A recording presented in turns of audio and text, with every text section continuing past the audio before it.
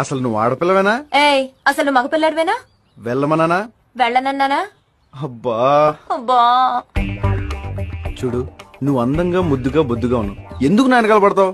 అందంగా ఉన్నానంటున్నావు, నాకు లైన్ వేయచ్చు కదా. నీకు అసలు సిగ్గులేదు. అసలు నువ్వు ఆడపిల్లవేనా? ఏయ్, అసలు మగ పిల్లాడివేనా? వెళ్ళమన్నానా?